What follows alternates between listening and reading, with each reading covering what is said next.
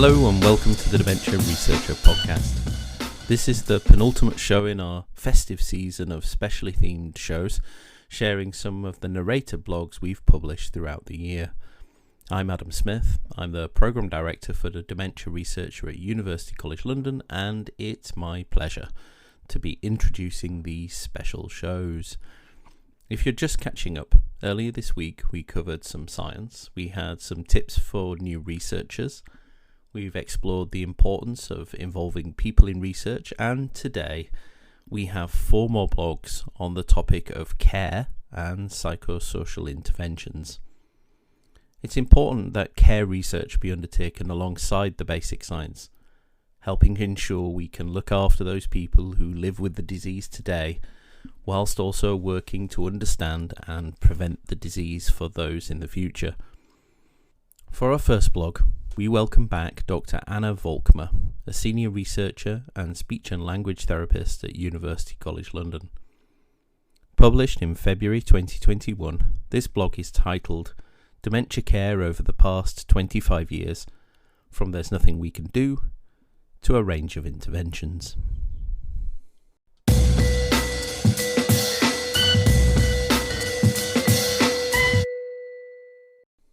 Dementia Care Over the Last 25 Years, From There Is Nothing We Can Do to a Range of Interventions. When I first embarked on my clinical career, there was a general feeling that should a person have a diagnosis of dementia, then there was very little we could do to support their communication at all. At the time I trained as a speech and language therapist, I'm revealing my age now, between 1998 and 2002, our lectures focused on rehabilitation for stroke-related aphasia and cognitive disorders related to right hemisphere stroke. Dementia didn't really feature, yet people with dementia and their families are not experts in communication, and it seems unrealistic to expect them to just get on with things without some kind of support and guidance. I have often met people with dementia or their families after their diagnosis, be it months or years, and they report that they were advised, "There is nothing we can do," in the words of one of my patients, or "We were just abandoned," in the words of one of the wives of one of my patients. It is not uncommon that people receive their diagnosis of dementia and are then left to get on with their lives with little guidance unless things go wrong. Thankfully, things are changing. Since the late 90s, there's been a plethora of research evidence demonstrating the effectiveness of non-pharmacological interventions such as speech and language therapy for people with dementia. And excitingly, this literature demonstrates that there is so much we can do. Nevertheless, this research remains quite young, and there are only a few systematic reviews describing the effectiveness of these interventions. Systematic reviews bring together lots of research studies on the same subject and combine and compare studies to give more power to the outcomes of the research, basically adding together the results of different studies that do similar things or the same thing to make the numbers bigger and therefore stronger. Systematic reviews are a really useful way of getting together all the research we have to show the progress in an area. In the last few years, there has now been enough research done to allow for these types of systematic reviews. Here is a bit of an overview of some of these areas. First of all, cognitive stimulation therapy, or CST. CST is a psychological intervention typically delivered over 12 weeks, twice a week, in a group. Individual CST programs have also been developed now. These are usually delivered by a psychologist, occupational therapist, a nurse, or a speech and language therapist. The activities and discussions focus on areas including orientation, singing, exploring objects, and playing word games. A systematic review in 2013 by Aguirre et al. Found 94 studies, 15 of which were randomised controlled studies, where people are randomly assigned to have CST or something else, and then results are compared. This is considered the gold standard to rigorous research. The research showed a consistent benefit to cognitive function that was maintained a few months after having had the therapy. Next, I'm going to talk about exercise for dementia. A review published in 2015 by Forbes et al. Examined the effectiveness of exercise for people with dementia and identified 17 trials.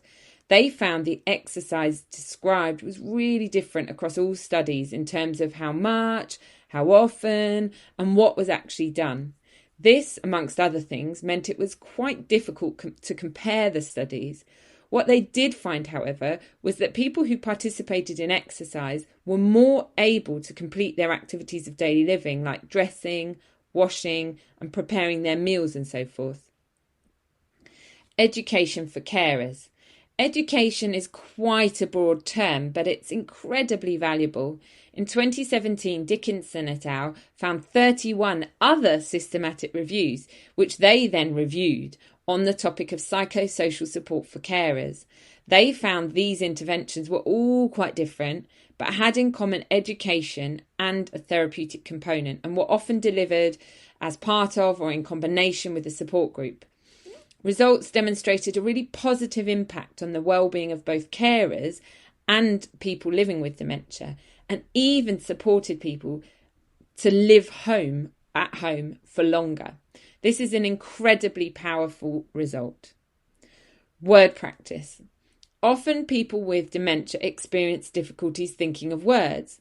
For some, this can be one of the main difficulties.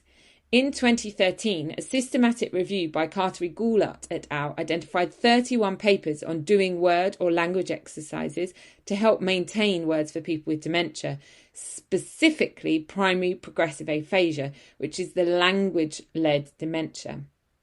In 2014, Jockel et al. Wrote a review of this literature and summarised the factors that contributed to success when practising these naming of words, such as linking words to word meanings or linking words to word sounds, depending on what was the difficulty for the individual. Day-to-day communication in real life. In reality, people need to communicate with their loved ones, with their friends, and at the shops and in the community. They and their families often come to speech and language therapy asking for advice on how to have a conversation or how to read a recipe, for example. A more recent review by Volkmer et al. In 2020 summarises 19 studies focusing on exactly these real-life functional communication skills and therapy approaches that can help. These studies had in common that they all worked on refining strategies people were already using and included the use of a communication partner, usually a spouse or family member, in the actual therapy. When people ask me about what we can do for people with dementia, I now talk about a toolbox or a buffet or a plethora of options that we have that are all underpinned by research evidence. I also emphasise, however, that one size doesn't fit everyone, and that the most important bits of working with people with dementia and their families is probably sitting down and listening to what they need. Evidence-based practice is based on what the research says, our clinical knowledge as experienced therapists who've been doing this for years, and what the person actually wants and needs. In other words, there are a range of interventions at our fingertips. We just need to work out with the person and their family members what actually suits them.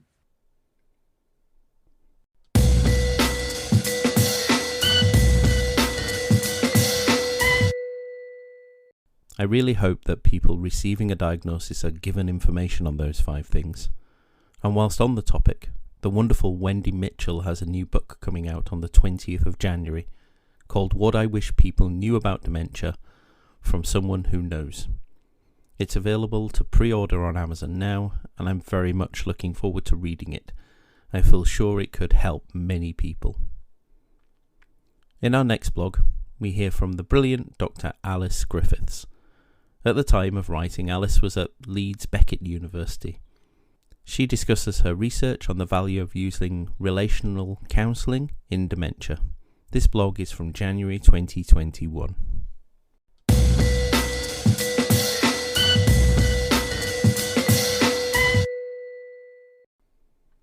Relational counselling as a psychosocial intervention for dementia.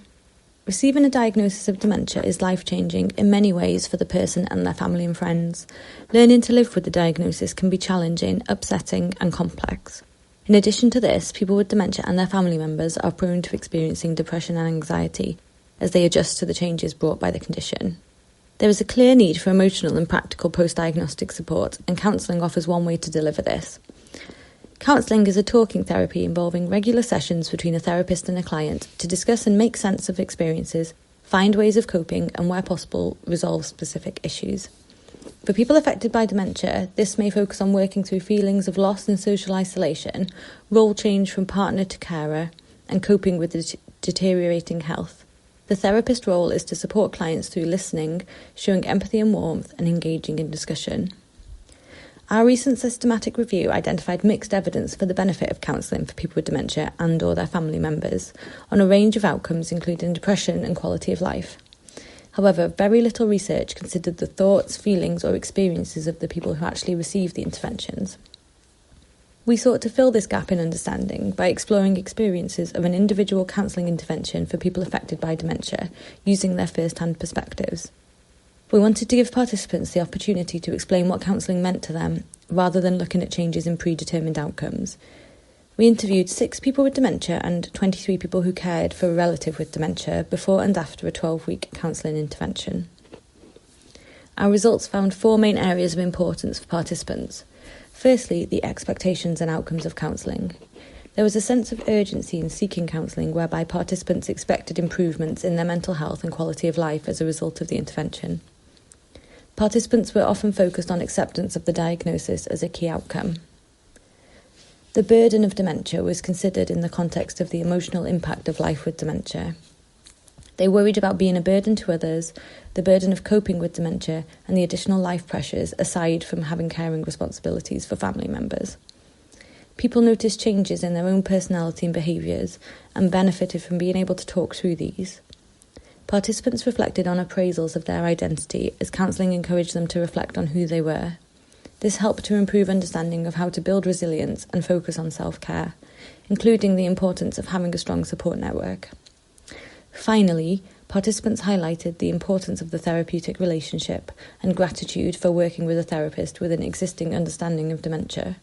They also appreciated having someone who was an impartial listener and allowed them to feel comfortable to talk openly about themselves and their family. Overall, our research suggests that counselling may provide vital support and lead to positive experiences for people affected by dementia.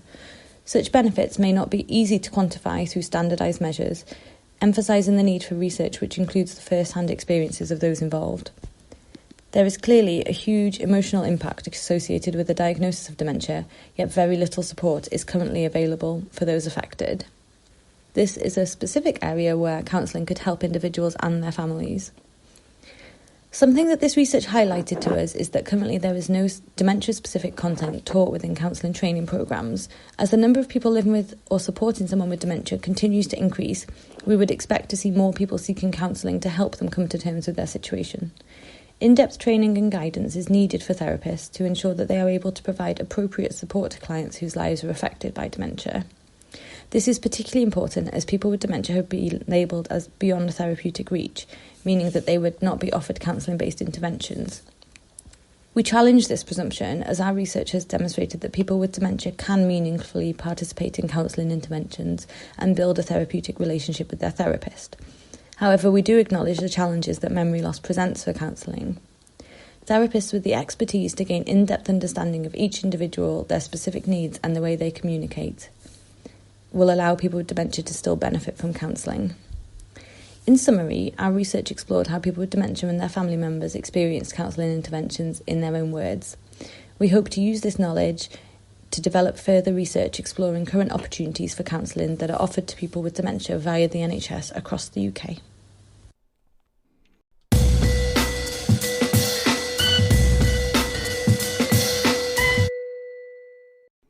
If you enjoyed that blog, you may also be interested in a webinar Alice and Professor Claire Sir delivered last year, exploring how we care for people living with dementia who also have the double blow of a cancer diagnosis. You'll find that on our YouTube channel. Our third blog comes from the newest of our staff bloggers, PhD student Nathan Stevens from the University of Worcester. Nathan is researching the Meeting Centre programme, which is being used across one county in England, hoping to create the evidence needed to support further use of that model. In this blog from August, he writes about rebalancing gender in care.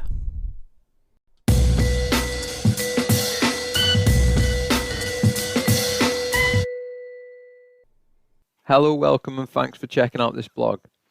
This is the second post of my monthly series on Dementia Researcher. In this post I attempt to unpack the big and complex topic that is males in care work, or more to the point, the lack of them, and some key considerations in the area that are not just relevant to dementia care, but to many workforces in society generally. This post was motivated by my experiences as a male in dementia care, and by the belief that a more balanced workforce will better meet the growing need for care, but also address some of the deep-rooted issues that plague society, such as the gender pay gap. This post is a bit of a wild card, and I am no expert here, so if I have offended you or am politically correct, sorry and please contact me. So to give some context to the post, better representation in workforces is a very real endeavour universally. Check out the Gender Equality Policy Hub for key policies. However, dementia care and health and social care generally is perhaps one area deserving of more focused interest and attention.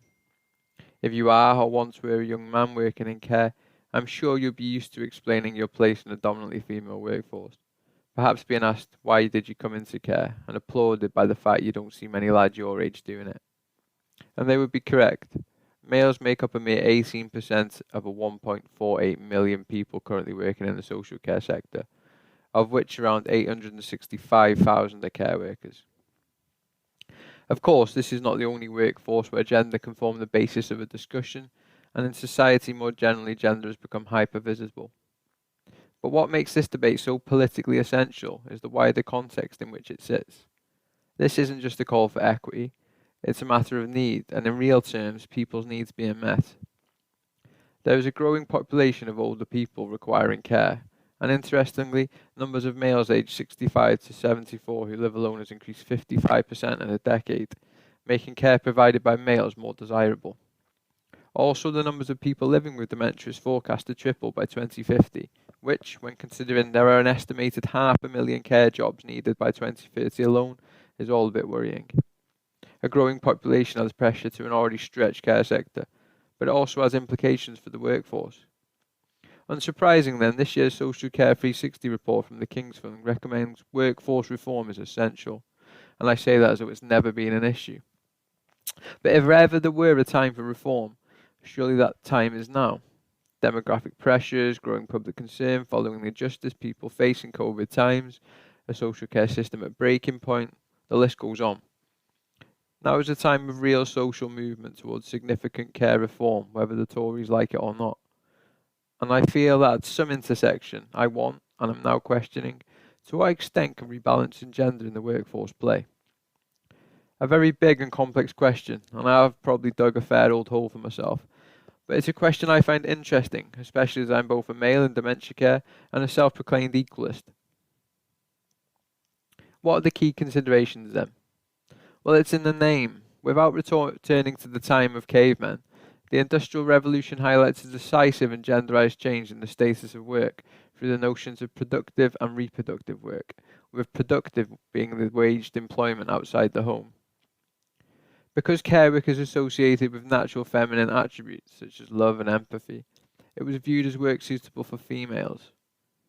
This is based on the essentialist view that males and females have different characteristics which are inherently biological, and there's been significant in shaping the way different types of work is valued in society, and subsequently who enters labour markets and why. This social construction of gender roles has left an enduring legacy of inequality that has been continually and politically embedded into social and economic policy. Of course, you need such personal qualities, but I have never been a fan of using the term care to define a role that is about so much more than just caring. By simply rebanding care, we can attract people of different gender, skill and capacity. And interestingly, if we can attract more males to care, research suggests that rather than seeking to imbue care with masculine traits, what will happen is a crossing of gender boundaries, and that care work can loosen identity formations, opening new ways of being a male. Money also matters. While care workers' pay has increased in real terms through the national living wage, it has failed to keep up with other sectors, and we are now in a time when you can earn more cleaning in a supermarket, or put bluntly, in any other job. In 2019, the average pay in the private sector for a care worker was £8.50 an hour, and only around 15p difference an hour for those that had worked 20 years or just one. A disgraceful undervaluation of care work, and one that fuels a growing gender pay gap. But what respect for all of us who have or continue to offer emotional, physical and technical labour to ensure people live and die well. I strongly believe that care work is not only emotional labour, but as I said, physical and technical too. Yes, I provide trusted care, but I also operate personalised mechanical aids and assistive technology, make referrals across services, create and update support plans and risk assessments, and collect and manage personal information. To look at it as just physical is partial and counterintuitive to efforts to change public attitudes of what actually defines care work. If replicated on a large scale in the paid workforce, reports and research of informal male carers redefining caring tasks as skilled and technical labour, emphasising care as professional work, could do wonders for the pay debate and be a vehicle of real social change by transforming gender relations. Many commentators have called for a re-evaluation of care work over the years, but we are yet to see any significant change, with staff vacancies remaining at very high levels and rapid rates of turnover, which in the jobs market is an indicator of how attractive an occupation is. Care work urgently needs fiscal stimulus to compete with other sectors. We will never move away from the gender construction of care until we formalise and professionalise its practice to something that better reflects the real world. Anyway, this is beginning to become a long-winded post now, and I feel as though I am firmly buried at this point, so I'll round it up. So, will care work continue to be undervalued? Is the professional status of care work shifting? Will males continue to be underrepresented in the workforce? I'm not sure. But what we can be sure of is that carers make up 11% of total UK workforce, 1 in every 9 employees. If we could have better gender balance here, then the impact would be huge across society, and not only as a way to meet the needs of more people needing care. Ta.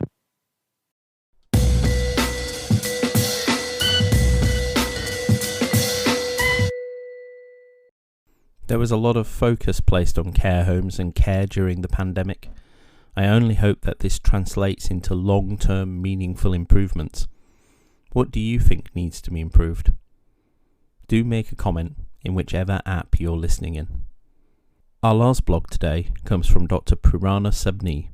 Purana joined our team for a short time earlier in the year, and in this blog she discusses some new research published by Dr. Aida Suarez Gonzalez, also from University College London. Going back to January 2021, this blog has the title, How the COVID-19 Lockdown Impacted People with Dementia and Their Carers.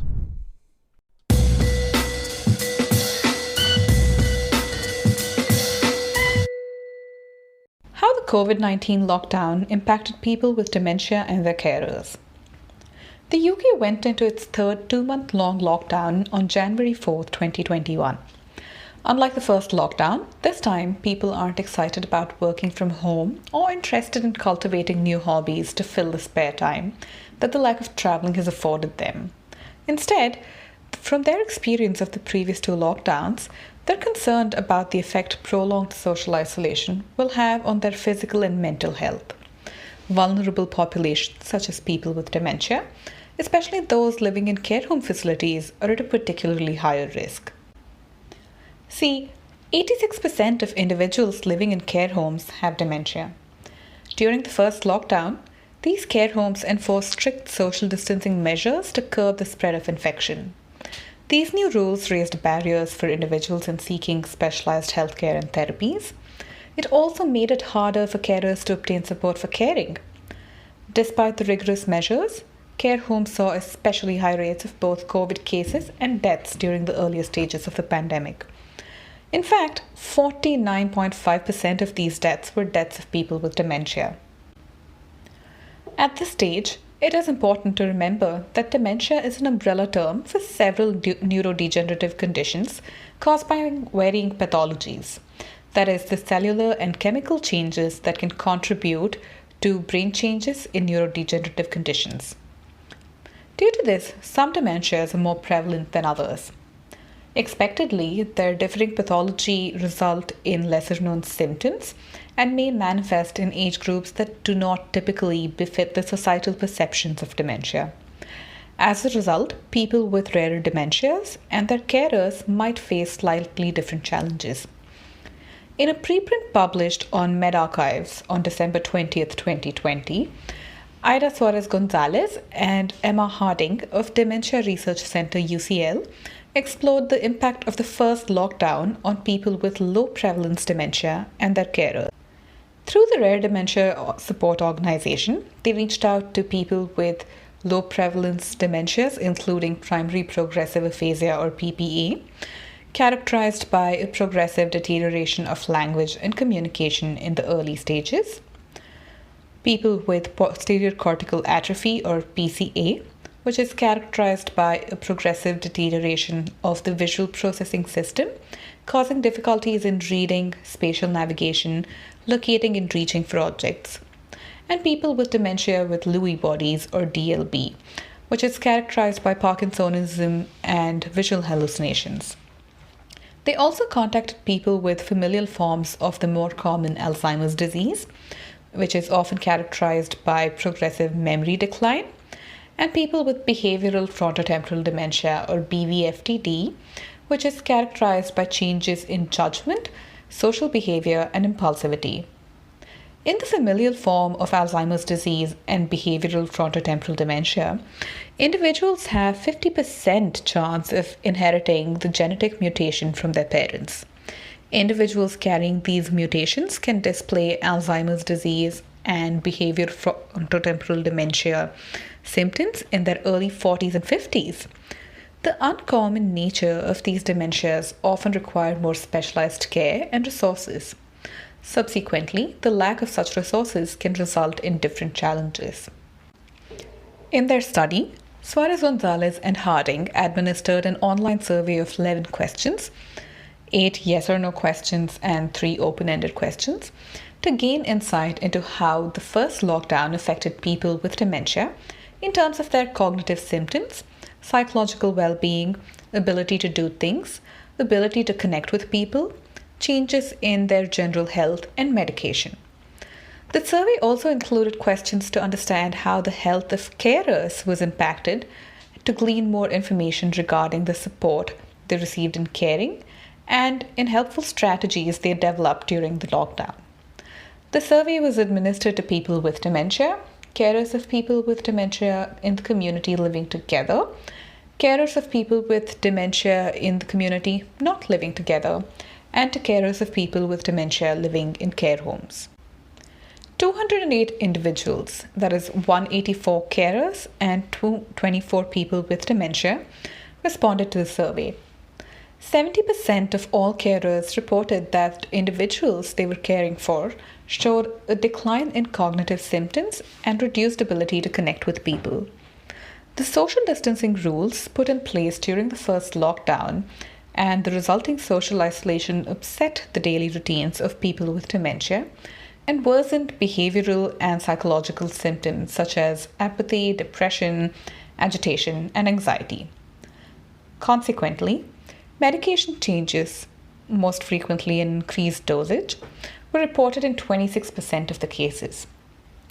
Medication increases were mostly reported for antidepressants, antipsychotics, painkillers, benzodiazepines, and painkillers. Although less frequently, an increase of other medications such as blood thinners, anticholinesterase inhibitors, and beta blockers were also reported. Of the people with dementia who answered the survey, 74% of them reported increased difficulties in connecting with people due to social isolation, and 50% of them reported that the lockdown negatively impacted their support and well-being. Almost all carers of people living in care homes, regardless of the type of dementia, reported an increase in stress levels due to the lockdown. More notably, these carers reported difficulties in providing care in the current circumstances. These carers also reported a higher percentage, that is 75%, of worsening of cognitive symptoms. In comparison, carers of people with dementia in the community not living together and carers of people with dementia in the community living together reported low percentages of cognitive decline, that is 63% and 70% respectively. The authors proffered three possible explanations for these differences. They suggest that cognitive decline in people with dementia living away from carers may have been accelerated as they received less care and support. Furthermore, carers who did not see their relatives regularly may have experienced higher levels of anxiety, causing them to subjectively perceive higher levels of decline. On the other hand, carers living with their relatives may be unable to notice subtle everyday changes that may have been more obvious otherwise, causing them to underreport changes. The authors caution that these results may have been influenced by several limitations, including a lack of demographic information, imbalanced representativeness of overburdened and underburdened participants, inability to access technology, and insufficient support systems for participants. Despite its limitations, the findings of this study highlight the importance of making social and cognitive stimulation and specialized therapeutic support more accessible during subsequent lockdowns. Providing adequate support to vulnerable populations, such as people with dementia, is imperative for their mental and physical well-being, independent of COVID-19.